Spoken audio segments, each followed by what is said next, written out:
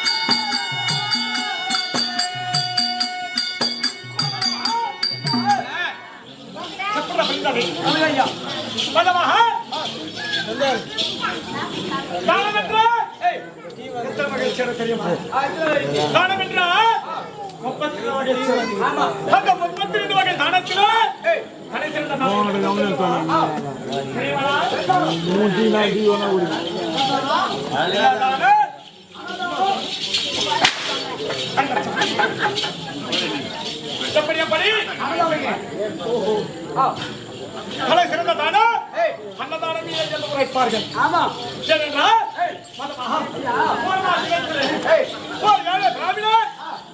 கண்ணா எனக்கு ஆய்ந்த பள்ளியை கேட்கிறேன்.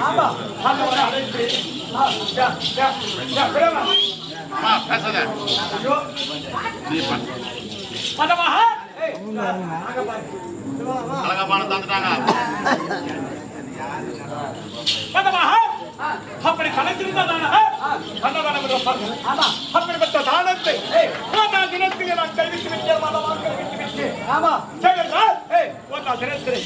ஒரு ஏழை பிராமணர் கர்ணா எனக்கு ஆழ்ந்த பசியம் அன்னவரை அழைத்து அவன் பசி அழைத்துக் கொண்டு அரண்மனையில் அமர வைத்து அன்னவனுக்கு போஜனை கொடுத்து போஜனம் என்று அன்னம் அன்னத்தை கொடுத்து அன்னவரை அமர வைத்து நான் போஷிக்க செய்தேன். அவன் போஷிக்கக்கூடிய தருணத்தில் முன்னர் ஏழு பிராமணர் பார்த்தான். அதே பிராமணா கர்ணன் எப்பேற்பட்டவன் என்று தெரியுமா? அவன் எப்பேற்பட்டவன் தெரியுமா? கர்ணன் குலம் இல்லாதவன், கோச்சாரம் இல்லாதவன், தாய் இல்லாதவன், தந்தை இல்லாதவன், அவன் ஒற்றார் இல்லாதவன், பெற்றார் இல்லாதவன், அவன் குலத்தில குலம், அவன் சினை குலம், அவன் இழிவான குலத்தில பிறந்தவன், தேரோட்டியன் மைந்தன் இந்த கர்ணன் என்று சொல்லி நகைத்தார்கள். ஆனால் பார்த்து என்னதாயது படை சிறந்த தானம் அன்னதானம் அப்பேற்பட்ட தானத்தை செய்து இப்பேற்பட்ட எளிதமனவா வசைக்கு நாம சொல்லி பணமரித்தோடு அன்று நாள் முதல் இன்று நாள் வரைக்கும் நான் அன்னதானத்தை கைவிட்டு விட்டேன். கைவிட்டு விட்டேன். அது மட்டுமா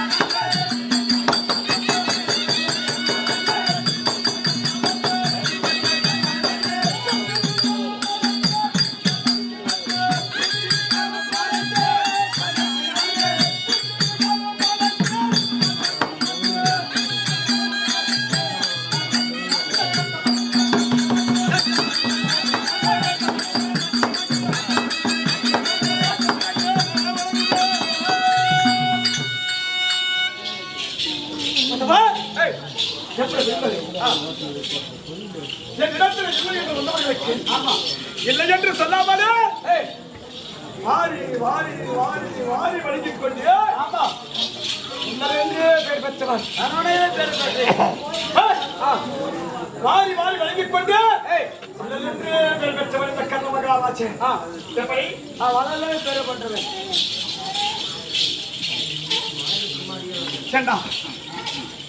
வாரி வாரி வாரி வாரி வழங்கிக் கொண்டு வள்ளல் என்றே பேர் பெற்றவர் இந்த கர்ண மகாராஜே. ஆமாங்க ஐயா. எப்படி அதேதான்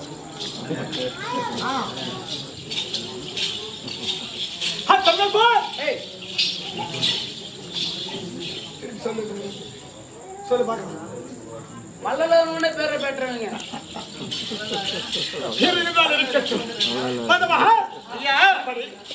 வாரி வாரி வாரி வாரி வழங்கிக் கொண்டு வள்ளல் என்று பேர் பெற்ற யாருடைய பொருள்? என்னுடைய பொருள் கிடையாது. உன்னுடைய பொருளையா? இல்ல. வள்ளலே பெட்டிக்கார பொருளையா? இல்ல. கிடையாது. கிடையாது. மதமாக என் தம்பி மதமாக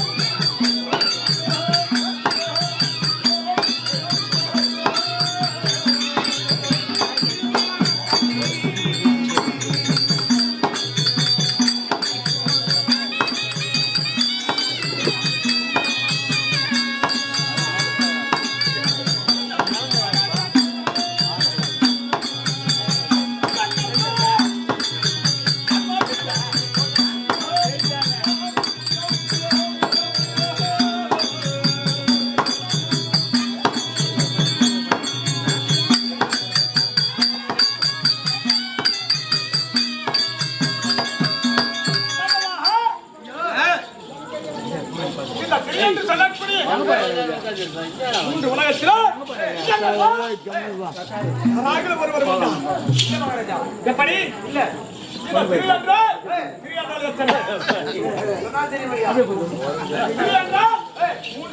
ஆமா.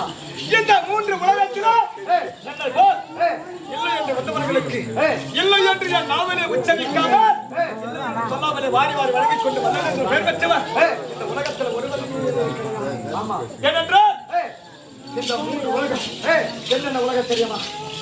அதவா இந்த மண்ணுலகம், அந்த விண்ணுலகம், அந்த பொன்னுலகம். ஆமா. எப்படி மண்ணுலகம், விண்ணுலகம், மண்ணுலகம் என்று சொல்லக்கூடிய இந்த மூன்று உலகத்தில் என்னை போல் யாருக்கு ஒருவர் இருந்தார்? ஆமா. யாருமே கிடையாது. யாருமே கிடையாது. பலதென்றே பெருமற்றவன் இந்நாள் வரை இல்லை என்று சொல்லாமலே அப்படி வாரி வாரி வழங்கிக் கொண்டு வல்லதென்றே பெருமற்றவன் இந்த கர்ண மகாராஜ். ஆமா. எப்படி கர்ண மகாராஜ் கர்ண மகாராஜ் உரைப்பார்கள். அதவா இன்னும் ரவிதாஸ் என்று சொல்லக்கூடிய நம்மை போல் இந்த கிராமத்தில் தனிகள் போல கிராமத்தில் நம்மை போல் கல்வியை கற்றுணர்ந்து ஆசிரியராக இன்று ஆண்டவனுக்கு சேர வேண்டிய கடனை தீர்த்திருக்கிறார். ஆமா. ஆண்டவனுக்கு சேர வேண்டிய கடன் என்றால் ஒரு மனிதனாகப்பட்டவன் தாயின் கர்ப்பத்தில் 10 மாதம் 3 நாள் 30 திங்கள் தன் தாயின் கர்ப்பத்தில் சுமத்தி ஒரு தாயாகப்பட்டவன் எப்போது அண்ணவன் மண் மீது ஈன்றெடுக்கிறான் அப்பொழுது அண்ணவன் பிறந்த தேதியை குறிக்கும் பொழுது ஆண்டவனாகப்பட்டவன் எப்பெருமான் என்ன செய்கிறான்? அவன் விதிவசத்தையும் அன்றே குறித்து வைக்கிறான். ஆமா. எப்படி நாம் பிறந்த நாளை மட்டும் எண்ணி வாழ்ந்து கொண்டிருக்கிறோம். ஆனால் அந்த சதிமுக படைத்த பிரம்மதேவன் நமக்கு மரணம் என்று சொல்லக்கூடிய அந்த மரணத்தை எழுதக்கூடிய நாள் நமக்கு தெரியாமலே படைத்திருக்கிறேன். இந்த பிறந்த நாளை குறித்ததை போல் அந்த பிரம்மதேவன் நமக்கு மரண நாளையும் நமக்கு குறித்து வைத்திருந்தார். இந்த உலகத்துல ஒரு மனிதனும் ஒரு வினாடியோ அவன் நரக வாழ்க்கை தான் வாழ வேண்டும்.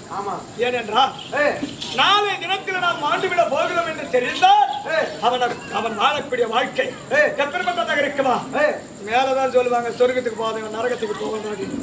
ஆனால் அந்த நரகத்தை நாம் பூலோகத்தில் வாழ்ந்து விடுவோம். எப்படி தன் உயிர் பிரிய போகிற நாளைக்கு சென்று போறோம். இன்னைக்கு நம்ம சந்தோஷமா இருப்போம். கிடையாது. ஆகையால் அப்படி ரவிதாஸ் என்று சொல்லக்கூடிய பாபர் பெரியர் அவர்கள் பாண்டு வைகுந்த சேர்ந்திருக்கிறார்.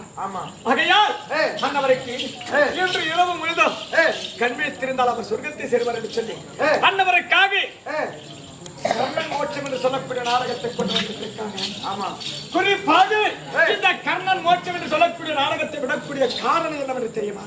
தெரியும் ஐயா. ஏனென்றா இந்த சமயம்